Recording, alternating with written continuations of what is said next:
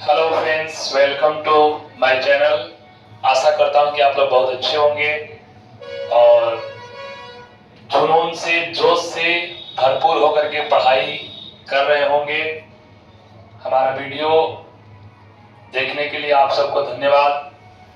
आज फिर से एक नया वीडियो के साथ मिलते हैं और आज का हमारा टॉपिक है विसर्ग संधि। विसर्ग संधि जो कि एक व्याकरण का मुख्य हिस्सा है। इसमें से हमेशा हमेशा प्रश्न आते हैं और इसकी जानकारी भी हमें अवश्य रहनी चाहिए। तो बिना देरी किए अपने टॉपिक पर चलते हैं और उससे पहले दो लाइन आप लोग के मोटिवेशन के लिए कि घमंड न करना, तकदीर बदलते रहता है। घमंड न करना, तकदीर बदलते रहता है। आईना वही रहता है, तस्वीर बदलते रहता है। ठीक है, सारी अच्छा लगे तो इसको भी लाइक करें, कमेंट करें और चलते हैं बिना देरी के अपने टॉपिक पर।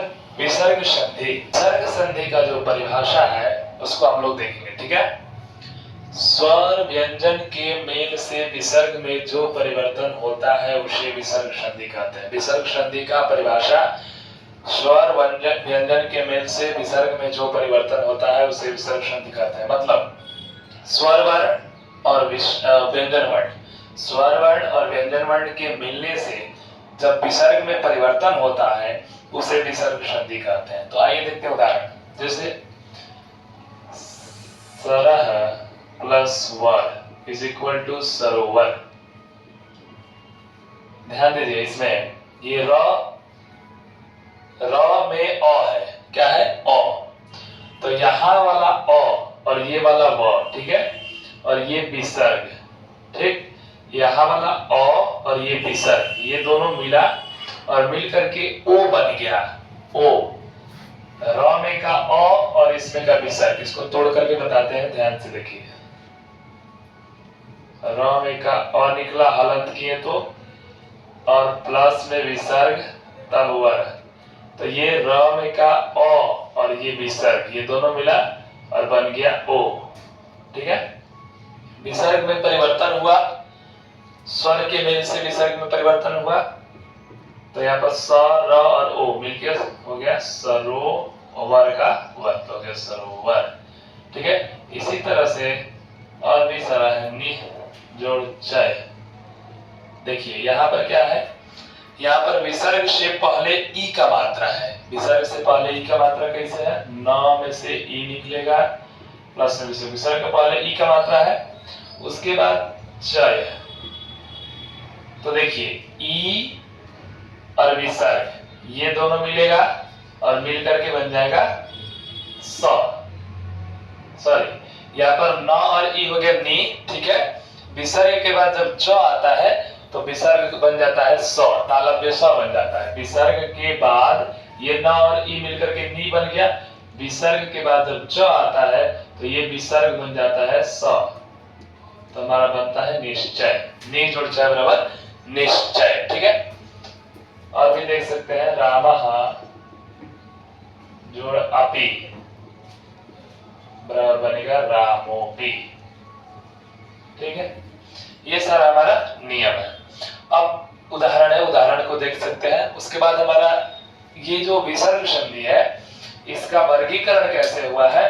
तो इसका वर्गीकरण प्रकार के अनुसार नहीं हुआ है। स्वर संधि का वर्गीकरण प्रकार के अनुसार हुआ है। स्वर संधि 5 प्रकार का होता है, लेकिन व्यंजन संधि और विसर्ग संधि का वर्गीकरण नियमों के अनुसार किया गया है। जैसे यहाँ पर देखते हैं, विसर्ग संधि को निम्नलिखित 7 नियमों द्वारा बताया गया है। मतलब कि विसर्ग संधि को 7 नियमों द्वारा पूर्णतः बताया गया है, जिसमें से हमारा पहला नियम है हौसी च। ठीक है, और पहला नियम हमारा क्या कहता है उसको देखते हैं। यदि विसर्ग के पहले अ स्वर रहे, ठीक है, यदि विसर्ग के पहले अ स्वर रहे, मतलब विसर्ग के पहले अ रहना चाहिए। ठीक है, और बाद में वर्गों का तृतीय चतुर्थ पंचम वर्ण, तृतीय चतुर्थ पंचम वर्ण आप लोग जानते हैं ना। ठीक है, या र ल व में से कोई वर्ण आए तो विसर्ग का ओ हो जाता है। ध्यान दीजिएगा, चेंज नहीं होगा सिर्फ और सिर्फ विसर्ग में। हम यहाँ पर लिख देते हैं तृतीय, चतुर्थ और पंचम वर्ण। तृतीय, चतुर्थ और पंचम वर्ण। तृतीय में कौन बनाएगा? ग, ज, ड, द, प। चतुर्थ में कौन करेगा? घ, झ, ढ, ध, भ। पंचम में कौन बनेगा? ङ, य, ण, न, म। ध्यान दीजिएगा, नियम कह रहा है कि विसर्ग के पहले अ होना चाहिए। विसर्ग के पहले अ, ध्यान दीजिए, यहाँ पर विसर्ग के पहले अ होना चाहिए। ठीक है, हम यहाँ पर कोई भी एक उदाहरण को समझेंगे। ये जो 4 उदाहरण है, जो माना जोड़ रहा था, ये वाला उदाहरण हम देखते हैं। ठीक, माना है जोड़ रथ। ठीक, इसमें क्या है कि विसर्ग के पहले अ है। देखिए कैसे, म न हलंत करेंगे तो इसमें का अ निकल जाएगा। अब दिखाई देने लगा कि विसर्ग के पहले अ है, विसर्ग के पहले अ होना चाहिए। सेकंड जो कंडीशन है वो क्या है? बाद में वर्गों का तृतीय, चतुर्थ, पंचम वर्ण होना चाहिए, चाहे य र ल में से कोई एक होना चाहिए। य र ल में से कोई एक होना चाहिए। यहाँ पर र है कि नहीं है? र।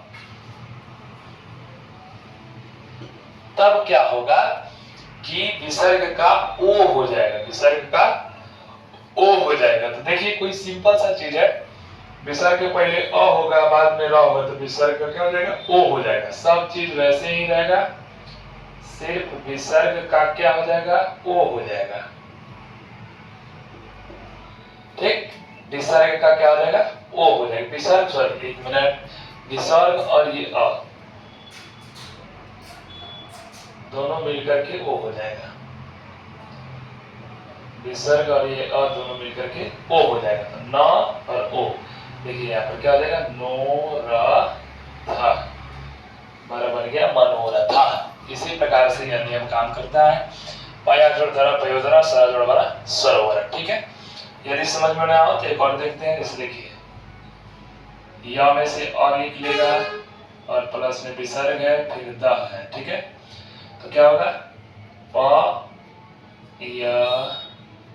अब देखिए, ये वाला अ और विसर्ग मिलकर के ओ बन जाएगा और द। फिर इसको जोड़ेंगे तो क्या होगा? या में ओ का मात्रा, पयो द। ये हमारा पहला नियम रहा। देखते हैं अब दूसरा नियम। ठीक है, विसर्ग है। अब 2 नंबर वाला नियम क्या कह रहा है? विसर्ग शब्द का दूसरा नियम, यदि विसर्ग के बाद च या छ हो तो विसर्ग का स हो जाता है। ट या ठ हो तो विसर्ग का मूर्धन्य श हो जाता है। ध्यान दीजिए, इसमें 2 छोटी छोटी बात को सिखाया गया है कि यदि विसर्ग के बाद च या छ हो तो तालव्य श हो जाता है, और विसर्ग के बाद ट या ठ हो तो मूर्धन्य श हो जाता है। सिंपल सा नियम है, इसके उदाहरण से बिल्कुल समझ में आएगा। जैसे देखिए, यहाँ पर विसर्ग है, नी जोड़ च है। विसर्ग है, विसर्ग के बाद च आया है, तो इस विसर्ग का देखिए स हो गया है। सिंपल सी बात है। देखिए, नेह जोड़ चय, विसर्ग के बाद च आया है, विसर्ग के बाद च आया है, तो विसर्ग का नी का नी हो गया। देखिए, नी का नी हो गया और विसर्ग का स हो गया और चय का चय। सिंपल सी बात है। और यदि विसर्ग के बाद ट या ठ हो तो विसर्ग का मूर्धन्य श हो जाता है। यहाँ पर समझाया गया है, धनु जोड़ टंकारा, ध का ध हो गया, नु का नु हो गया, विसर्ग का मूर्धन्य श हो गया और टंकार का टंकार हो गया। सिंपल सी बात है। यहाँ पर मूर्धन्य श क्यों हुआ? क्योंकि विसर्ग के बाद ट आया है। यहाँ पर तालव्य श क्यों हुआ? क्योंकि विसर्ग के बाद च आया है। ये नियम है। ठीक है, दूसरा नियम खत्म। तीसरा नियम देखते हैं, वासरी। तीसरा नियम क्या कहता है? यदि विसर्ग के बाद कोई सकार हो तो विसर्ग का वही सकार हो जाता है। विसर्ग के बाद जो स आता है वही स विसर्ग का भी हो जाता है। ध्यान दीजिए, दुख जोड़ शासन बराबर दो शासन। इसमें भी कुछ नहीं सीखना है, बहुत सिंपल नियम है, बिल्कुल आसान नियम है कि विसर्ग के बाद जो स रहेगा विसर्ग भी वही स में बदल जाएगा। जैसे दुह जोड़ शासन बराबर दो शासन। ध्यान दीजिए, दू प्लस शासन, दू का दू हो गया, विसर्ग का ये वाला स हो गया और फिर शासन का शासन हो गया। कैसे होता है ये नियम? ध्यान से देखिएगा। नेह प्लस शब्द। देखिए यहाँ पर विसर्ग के बाद जो स रहता है वही सब विसर्ग का भी हो जाता है। नी का नी हो गया,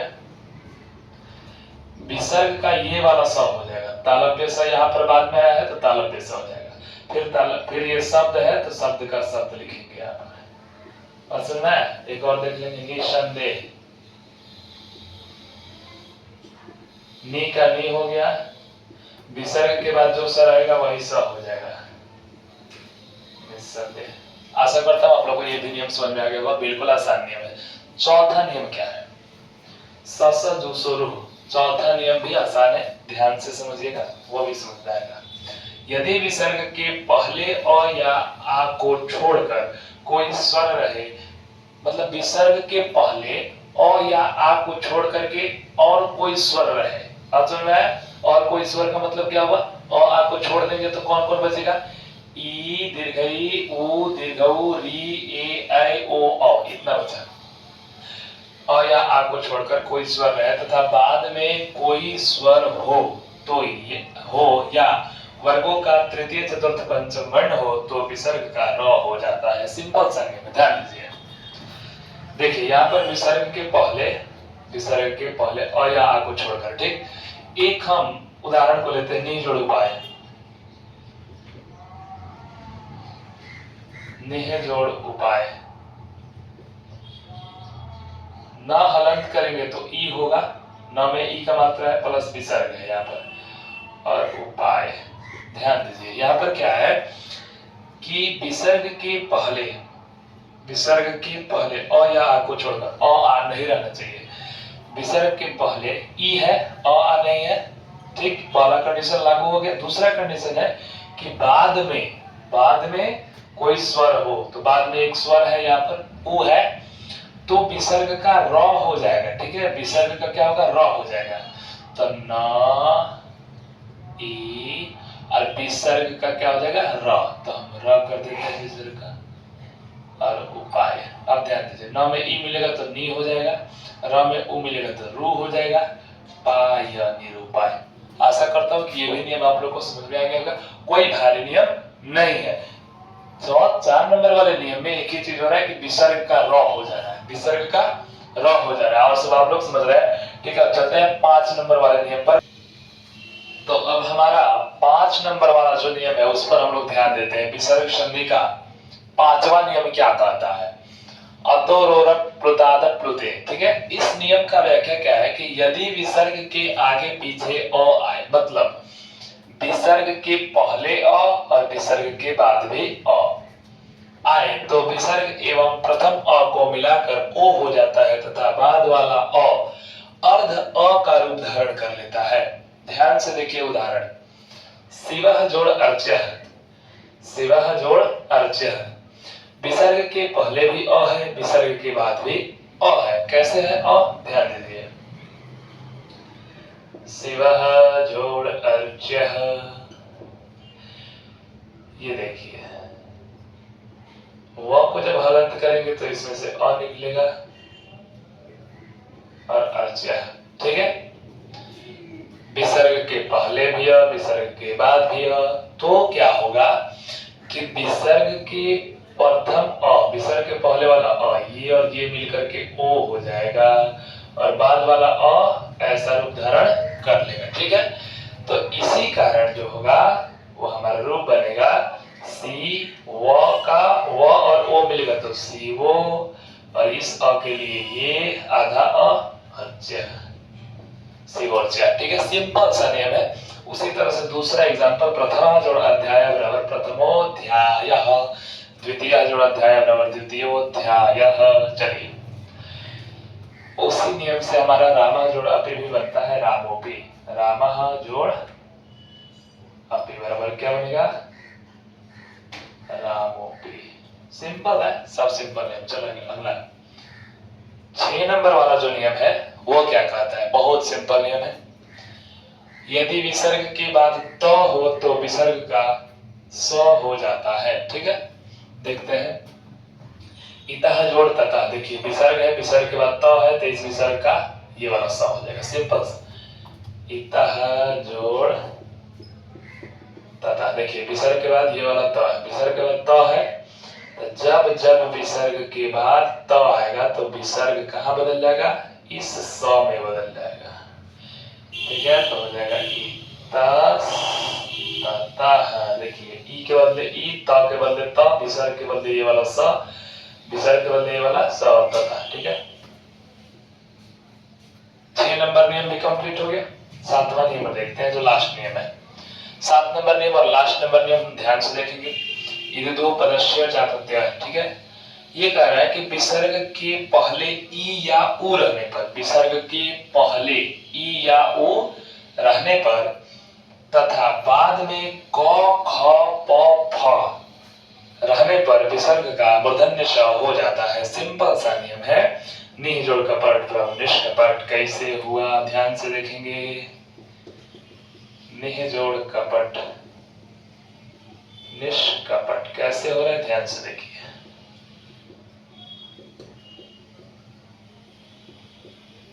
देखिए जब नौ में ई का मात्रा है ना, तो नौ में हलंत करेंगे तो वही का मात्रा निकल जाएगा।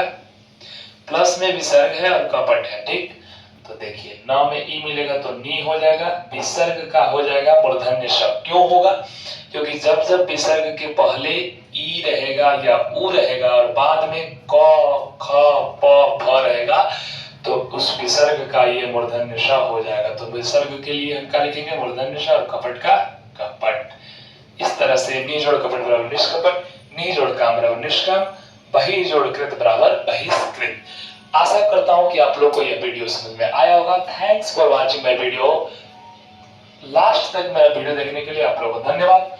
और आशा करता हूं कि विसर्ग संधि के जितने भी नियम है, 7 नियम आप लोग को कंठस्थ हो गए होंगे, अच्छा से समझ में आ गया होगा। धन्यवाद, मिलते हैं फिर से अगले वीडियो में।